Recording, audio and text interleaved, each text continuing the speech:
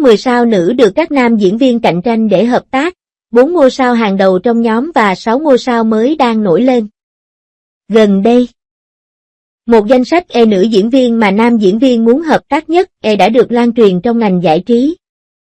Ngay lập tức gây ra những cuộc tranh luận sôi nổi, 4 cái tên đầu tiên là cuộc chiến của các vị thần giữa những ngôi sao hàng đầu được yêu thích nhất. Trong khi đà phát triển của 6 ngôi sao mới nổi cuối cùng nhanh đến mức không thể ngăn cản. Hôm nay, chúng ta hãy cùng điểm mặt những nữ thần khiến các diễn viên nam phải xếp hàng để được hợp tác. Chúng mạnh đến mức nào? Triệu Lệ Dĩnh, từ cô gái nhà quê đến ghê nữ hoàng phim truyền hình. Các nam diễn viên đang tranh giành nghề thần tiên của cô.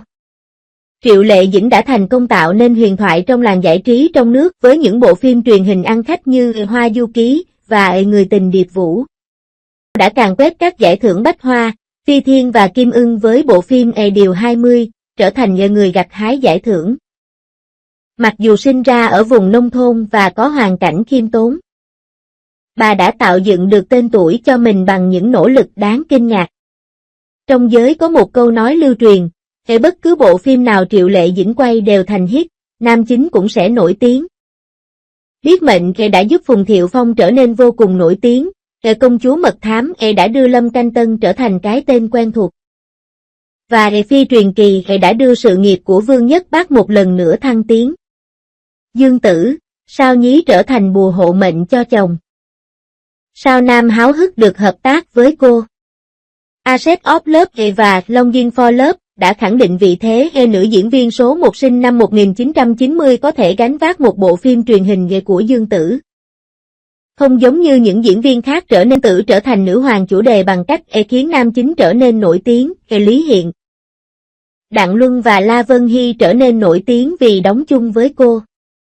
Ngay cả nhà sản xuất Vu Chính cũng nói thẳng, muốn nổi tiếng, hãy đến đoàn phim của Dương Tử trước. Cô có tính cách vui vẻ và luôn có thể biến trường quay thành một chương trình trò chuyện khi quay phim, vì vậy các diễn viên nam đều nói, hợp tác với Dương Tử. Cô kiếm được rất nhiều tiền cả trong và ngoài màn ảnh. Lưu Diệc Phi, tiên tỷ trở lại với diễn xuất đỉnh cao và kỹ năng diễn xuất tuyệt vời. Nhờ những vai diễn kinh điển như Tiểu Long Nữ và Triệu Linh Nhi, Lưu Diệc Phi từ lâu đã trở thành nữ hoàng phim thần tượng cổ trang. Trong những năm gần đây, cô đã làm mới nhận thức của khán giả về mình với Mộng Hồng Lâu và Theo Gió Về, một nàng tiên cũng có thể vào. Mặc dù đã ngoài 40 nhưng cô ấy vẫn vô cùng xinh đẹp. Các diễn viên nam từng hợp tác với cô, dù là Hồ Ca hay Trần Hiểu, đều khen ngợi cô khí chất diễn xuất tự nhiên. Không cần phải thể hiện tình cảm sâu sắc khi diễn cùng cô ấy. Dương Mịch, nữ hoàng đề tài hóa thân thành ông trùm tư bản. Nam diễn viên tranh nhau khi ôm đùi. Từ Vĩnh Hằng Tình Yêu đến Ghi Hồ Ly Tinh Mai Mối, mặc dù phim của Dương Mịch bị chỉ trích lại lỗi thời nhưng lượng view của cô vẫn vượt trội so với các đồng nghiệp. Ngày nay, cô không chỉ là một diễn viên mà còn là một ông trùm tư bản. Điều khiến các nam diễn viên ghen tị nhất là khả năng giúp bất kỳ ai trở nên nổi tiếng của cô, Lý Dịch Phong, Triệu Hữu Đình và Nguyễn Kinh Thiên đều trở nên nổi tiếng nhờ cô. Mặc dù Cáp Nhĩ Tân 1944 không thành công, nhưng câu nói hẹn gặp lại lần sau hàng để hợp tác. Ngô Thư Hân, phản công trở thành bom giao thông. Tài năng hài kịch chinh phục khán giả. Ngô Thư Hân trở nên nổi tiếng nhờ vai diễn kẻ Đa Kian trong Can Lan Du. Diễn xuất hài hước của cô trong Eternal Night Star River năm 2024 đã đưa cô trở thành nữ chính hài hước nhất. Không giống như những nữ diễn viên khác đang bận rộn xây dựng hình tượng nữ thần, Vu Thục Hân đã thành công thu hút người hâm mộ bằng tiếng cười ma thuật và biểu cảm phong phú của mình. Các diễn viên nam bình luận: quay phim với cô ấy giống như tham gia một chương trình trò chuyện vậy. Cảnh quay kết thúc trong tiếng cười. Đàm Tùng Vận, nữ hoàng CVB khiêm tốn và hướng nội. Người sử dụng kỹ năng diễn xuất của mình để làm những điều tuyệt vời. Cảnh khóc trong In the Name of Family đã khiến cô lại nổi tiếng với diễn xuất tinh tế trong bộ phim Thư Tấn Gia. Cô không bao giờ tự quảng cáo bản thân. Nhưng khả năng dẫn dắt bộ phim của cô có thể được mô tả lại mạnh nhất trong số những người sinh sau năm 1995. Mọi bộ phim cô tham gia đều được phát sóng thành công trên TV và có tỷ suất người xem ổn định. Nhậm Gia Luân và Tống Uy Long, những người từng hợp tác với cô, đều nói, phải có kỹ năng mới có thể xử lý được diễn xuất của Đàm Tùng Vận. Bạch Lộ. Từ một người nổi tiếng trên mạng trở thành một nữ diễn viên hàng đầu, những cảnh khóc của cô ấy thật đau lòng. Trong Ninh An Như Mộng, Bạch Lộ nhanh chóng trở thành ngôi sao diễn xuất với cảnh khóc dài 3 phút không cần lời thoại. Vai diễn cô gái lao động trong bộ phim mới Bắc Tiến Kỷ của cô cũng khiến khán giả đồng cảm. Các diễn viên nam đều ngưỡng mộ vóc dáng mạnh lên khi đối đầu với đối thì diễn xuất càng bùng nổ. Triệu Kim Mai, Quốc Bảo Hậu 00. Mạnh mẽ xé tan nhãn mác. Cảnh quay bùng nổ của Triệu Kim Mai trong nghề khởi đầu khiến khán giả hoàn toàn quên mất vai diễn kể Lâm Miêu Miêu của cô trong nghề cuộc đời của Pi. Năm 2024, bộ phim Nghề Đỗ Hoa Niên có sự tham gia của cô đã nhanh chóng lọt vào top 3 bảng xếp hạng độ nổi tiếng. Bộ váy đỏ cô mặc tại sự kiện ở Macau đẹp đến mức đã gây sốt trên Internet. Những người trong ngành đã dự đoán, cô gái này sớm muộn gì cũng sẽ cạnh tranh với những người tiền nhiệm của mình cho vị trí cao nhất. Mạnh Tử Nghi, hình mẫu của sự trở lại từ đen sang đỏ. Khả năng diễn xuất của cô khiến cả mạng xã hội phải kinh ngạc. Mạnh Tử Di từng bị chỉ trích lại đem tiền về cho đoàn làm phim vì Trần Tình Lệnh. Nhưng cô đã trở lại vào năm 2000 thu hút được 1,34 triệu người hâm mộ. Mối quan hệ yêu ghét giữa cô tiểu thư mưu mô mà cô thủ vai và nam chính trong phim đã khiến khán giả vô cùng thích thú đến nỗi giờ đây tất cả các nam diễn viên đều tranh nhau để được đóng chung với cô. Tôi từng nghĩ cô ấy là một con đĩ, nhưng giờ tôi thực sự thích cô ấy. Triệu Lộ Tư, biến hình cô gái ngọt ngào gặp phải trở ngại. Vấn đề sức khỏe trở thành mối nguy hiểm tiềm ẩn. Truyện Mị Nguyệt khiến Triệu Lộ Tư từng được kỳ vọng sẽ trở thành ngôi sao hàng đầu. Nhưng vì làm việc quá sức nên cô mắc chứng lo âu và quá trình biến đổi của cô gặp phải trở ngại. Mặc dù bộ phim mới mà Ngọc Bích vẫn đang được yêu thích, nhưng người hâm mộ đã bày tỏ sự đau buồn. Chị ơi, nghỉ ngơi thật tốt trước đã, sức khỏe là quan trọng nhất, chúng em sẽ đợi chị trở lại và tiếp tục chiến đấu. Từ 85 Hoa đến Hậu 00. Sức mạnh của mình rằng việc gánh vác một bộ phim không chỉ là ngoại hình mà còn là kỹ năng diễn xuất và sự chuyên nghiệp. 4 đội đứng đầu đã trải qua 10 năm nỗ lực làm việc chăm chỉ, và 6 chú ngựa ô cuối cùng đang có màn phản công toàn diện. Sự cạnh tranh trong ngành giải trí trong nước đang ngày càng trở nên khốc liệt. Các diễn viên nam phải nỗ lực hơn nữa để nắm bắt những cơ hội hợp tác tuyệt vời này. Để lại một vết đỏ rõ ràng trên trán. Người hâm mộ, chỉ cần nhìn thôi cũng thấy đau rồi. Để diễn tả nỗi đau nhớ mẹ, Triệu Lệ Dĩnh đã đập đầu vào lan can sắt cho đến khi trán cô đỏ bừng. Sau khi quay phim vẫn còn thấy rõ những vết đỏ. Từ một người mới đến một ngôi sao hàng đầu, cô chưa bao giờ dựa vào may mắn. Mỗi vết sẹo của cô ấy đều là sự truyền tải chân thành nhất cho vai diễn.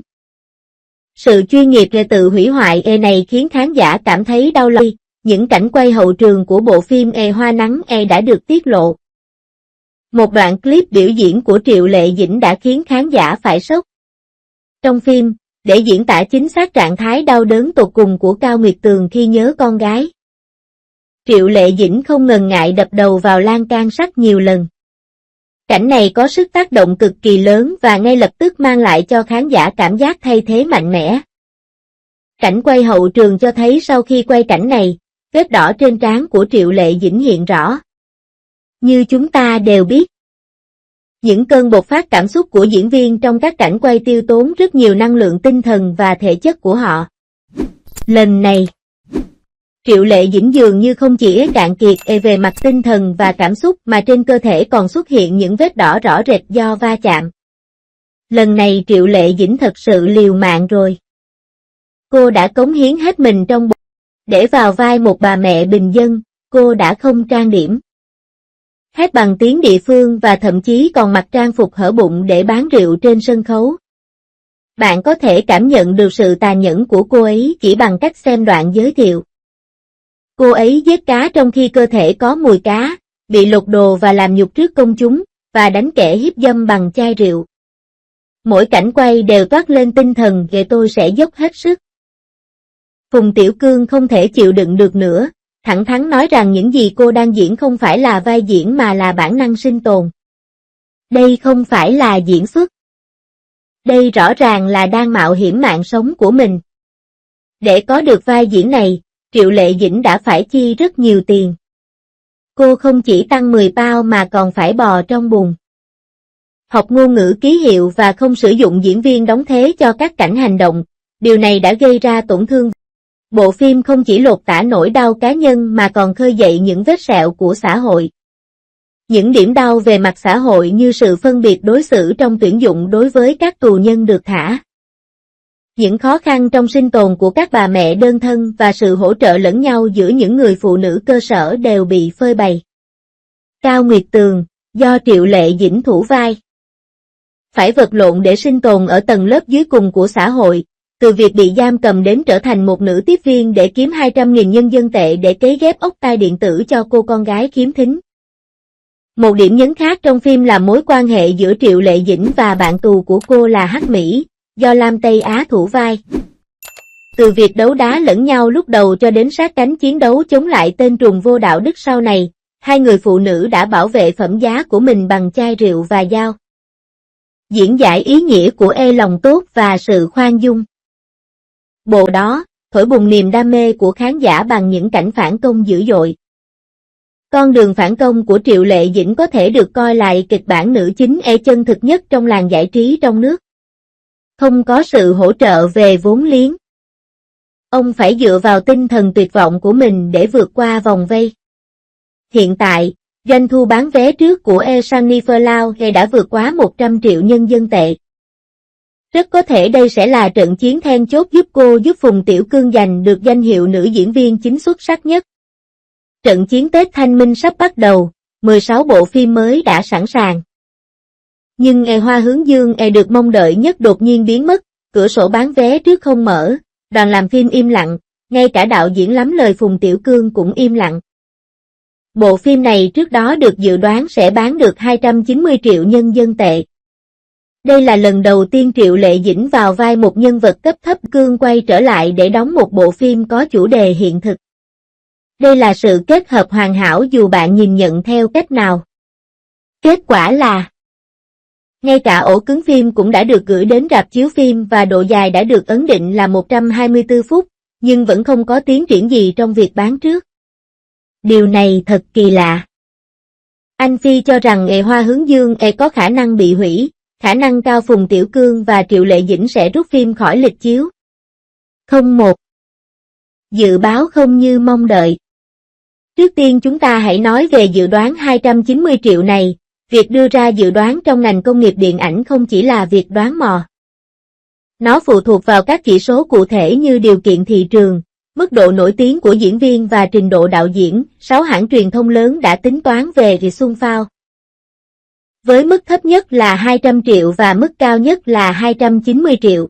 Cùng, một bộ phim có thể kiếm được hơn 100 triệu đô la đã được coi là thành công trong thời buổi ngày nay. Nhưng với sự kết hợp của Phùng Tiểu Cương và Triệu Lệ Dĩnh, 290 triệu chẳng phải là hơi ít sao? Phùng Tiểu Cương là ai? Ông đã quay những bộ phim kinh điển như Party A and Party B và A Work Without Time. Thanh Xuân đạt doanh thu 1,4 tỷ nhân dân tệ. Còn bộ phim ít tên tuổi hơn lại chỉ có Vân Biết đạt doanh thu 160 triệu nhân dân tệ, chưa kể đến Triệu Lệ Dĩnh. Nữ hoàng phim truyền hình đã lấn sân sa màn ảnh rộng và có màn trình diễn vô cùng ấn tượng trong điều 20. Nếu hai người này kết hợp lại thì chắc chắn sẽ đạt tới con số 500 triệu hoặc 1 tỷ đúng không? Dự báo hiện tại chỉ là 290 triệu. Điều này có nghĩa rõ ràng là bản thân công ty làm phim không có sự tự tin hay không? 02. Dự kiến ra mắt vào ngày 4 tháng 4. Nhưng người hâm mộ Triệu Lệ Dĩnh bất ngờ phát hiện ra rằng đợt đặt vé trước cho bộ phim vẫn chưa bắt đầu. Đây là một vấn đề lớn, doanh số bán trước là nhiệt kế của phim ảnh. Họ có thể đo lường được mức độ khán giả muốn xem phim và cho phép rạp chiếu phim sắp xếp lịch chiếu trước. Thông thường, doanh số bán trước của các bộ phim bom tấn bắt đầu trước nửa tháng và doanh số bán trước của các bộ phim trong dịp Tết Nguyên đán có thể vượt quá 100 triệu nhân dân tệ chỉ trong vài phút. Hiện tại, doanh số bán trước của Tình yêu không lời của Trương Nghệ Hưng đã vượt quá 10 triệu, phim cũ của Vương Nhất Bác chiếu lại có thể bán được 2,24 triệu. Nhưng Nghe Hoa Hướng Dương thì giống như cỗ máy đông cứng, không có động tĩnh gì. Điều kỳ lạ hơn nữa là rạp chiếu phim đã nhận được ổ cứng của bộ phim và độ dài của bộ phim đã được tiết lộ. Điều này giống như cô dâu đã mặc váy cưới nhưng đột nhiên quyết định không tổ chức lễ.